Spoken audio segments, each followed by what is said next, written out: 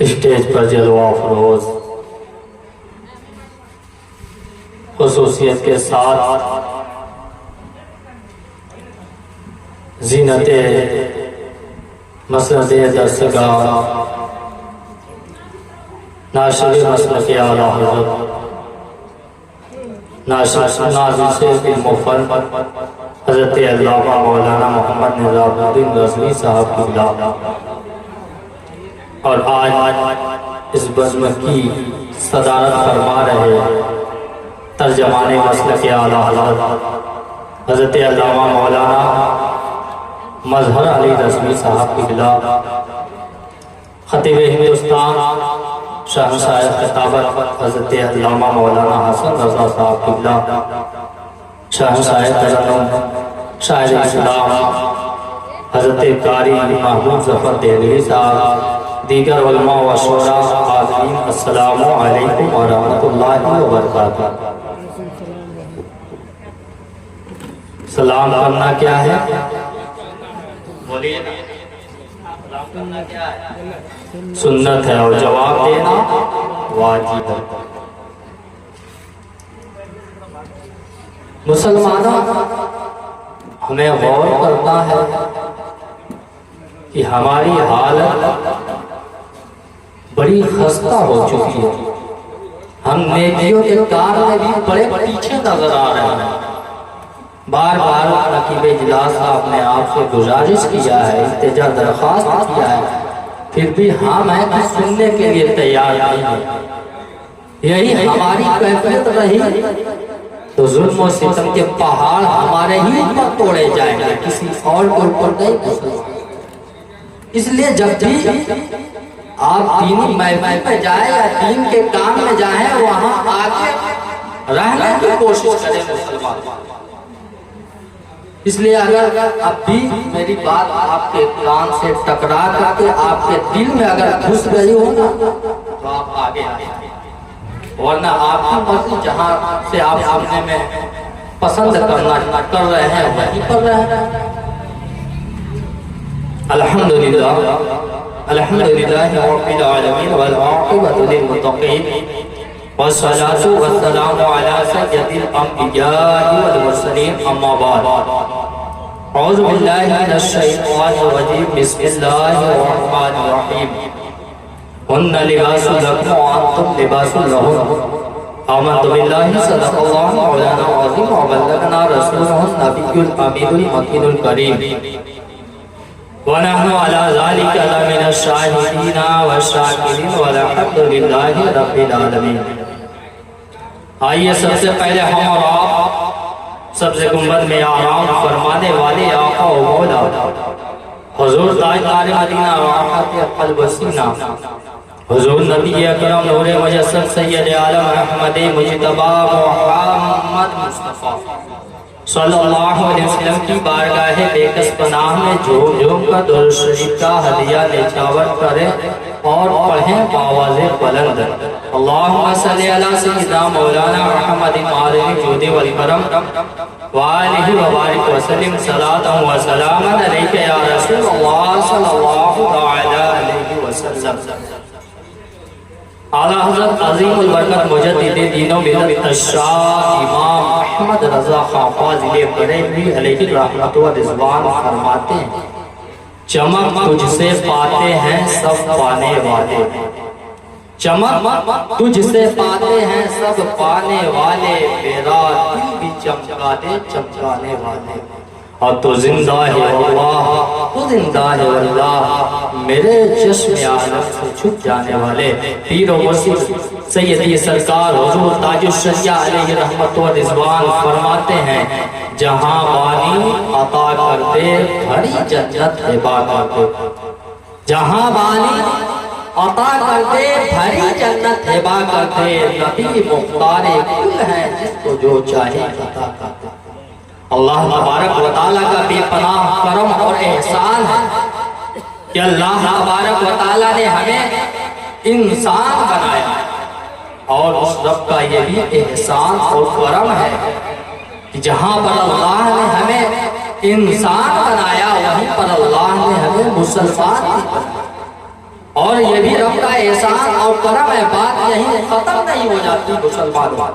اللہ تبارک و تعالیٰ نے ہمیں انسان اور مسلمان بنانے کے ساتھ ساتھ اپنے پیارے نبی کا پیارا امتی بنایا، اس لیے ہم اپنی قسمت پہ جتنا ناز کریں یہ کم ہے۔ میں نے جس آیت کریمہ کی تلاوت کا شرف حاصل کیا، اللہ تبارک و تعالیٰ ارشاد فرماتا ہے ہن لباس لکم وانتم لباس، مرد عورت کا لباس، عورت مرد کا لباس، یہ ہے محفل شادی خانہ آبادی۔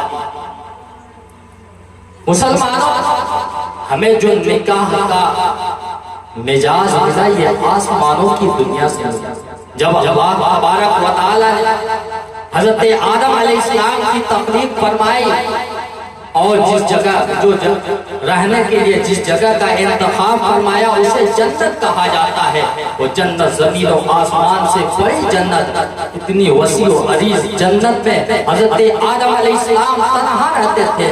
انہیں اجنبیت کا احساس ہوا، انہیں اکیلے پن کا احساس ہوا۔ ایک دن حضرت آدم علیہ السلام سو رہے تھے، ان کی بائیں بستی سے حضرت حوا رضی اللہ تعالی عنہا کو اللہ تبارک و تعالی نے پیدا فرمایا۔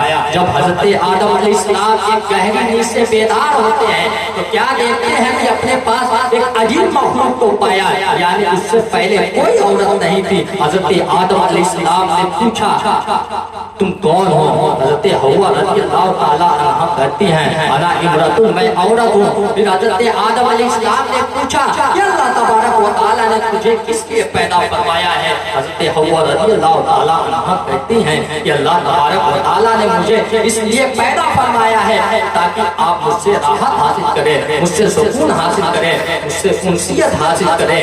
جو ہی حضرت آدم علیہ السلام کے دل میں یہ خیال پیدا ہونا تھا، حضرت آدم علیہ السلام نے حضرت حوا کی طرف ہاتھ بڑھانا چاہا۔ رب کا حکم ہوتا ہے اے آدم ٹھہر جائیے، اے آدم سب سے پہلے آپ کا نکاح ہوگا اور حق مہر ادا کرنا ہوگا، تب آپ اس سے فائدہ حاصل کر سکتے ہیں، اس سے انسیت حاصل کر سکتے ہیں۔ چنانچہ حضرت آدم علیہ السلام کا نکاح جنت میں ہوتا ہے۔ پھر حضرت آدم علیہ السلام نے رب کی بارگاہ میں عریضہ پیش کیا کہ پروردگار عالم میں حق مہر کیا ادا کروں؟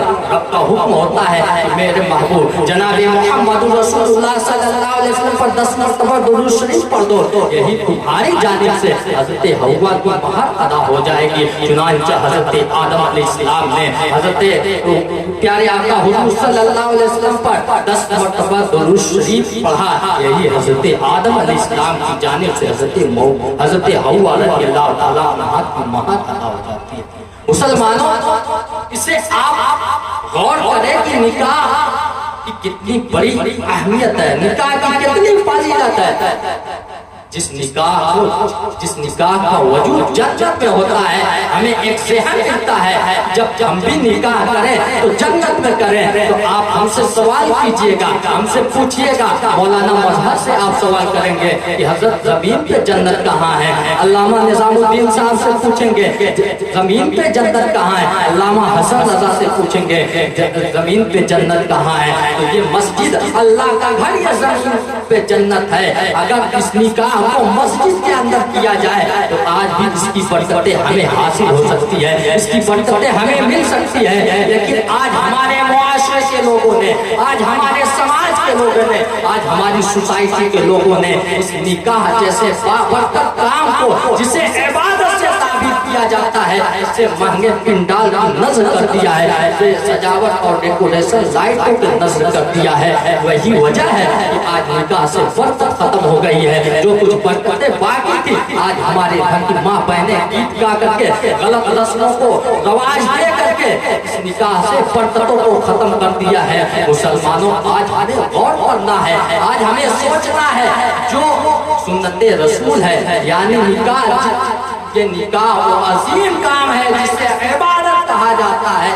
جب اس نکاح کو کرنا ہو تو ہمیں ہر محاذ پر ہر جگہ ہمیں یہ دیکھنا ہے آیا ہم اس کام کو کر رہے ہیں تو کیا رسول اللہ صلی اللہ علیہ وسلم کی خوشی اس میں حاصل شامل ہے یا نہیں ہے؟ اگر شامل نہیں ہے، اگر رسمیں ہماری رسمیں چھوٹ رہی ہے تو چھوٹ چھوٹے مگر رسول اللہ صلی اللہ علیہ وسلم کا طریقہ چھوٹنے نہ پائے. اس لیے مسلمانوں ہمیں غور کرنے کی ضرورت ہے. نکاح وہ عظیم کام ہے جس کے بارے میں اللہ کے رسول صلی اللہ علیہ وسلم نے ارشاد فرمایا النکاح من سنتی فمن رغب عن سنتی فلیس منی. نکاح میری سنت ہے اور جس نے میری سنت سے اعراض کیا وہ سے نہیں ہے، یعنی میرے طریقے پہ نہیں ہے. اس لیے مسلمانوں آج ہمیں غور کرنے کی ضرورت ہے.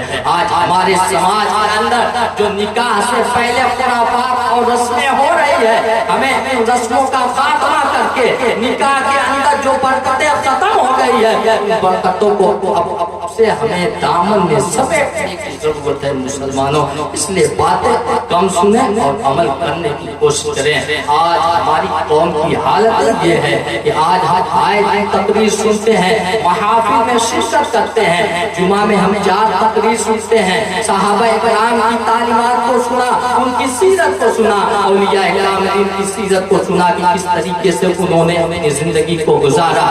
مگر ہم ہیں کہ اپنی زندگی کے اندر تبدیلی لانے کی کوشش نہیں کرتے. مسلمانوں آج ضرورت اس بات کی ہے کہ ہم اعمال حسنہ کر کے اپنی زندگی کو بہتر بنانے.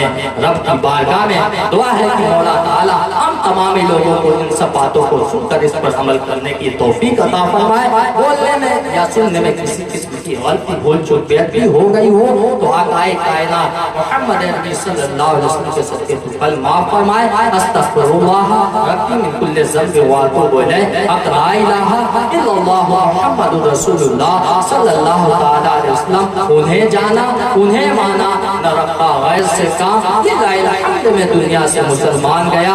آج لے ان کی پناہ آج مدد مانگوں سے پھر نہ مانیں گے قیامت میں اگر مان گیا. وما علینا الا البلاغ. السلام علیکم ورحمۃ اللہ وبرکاتہ.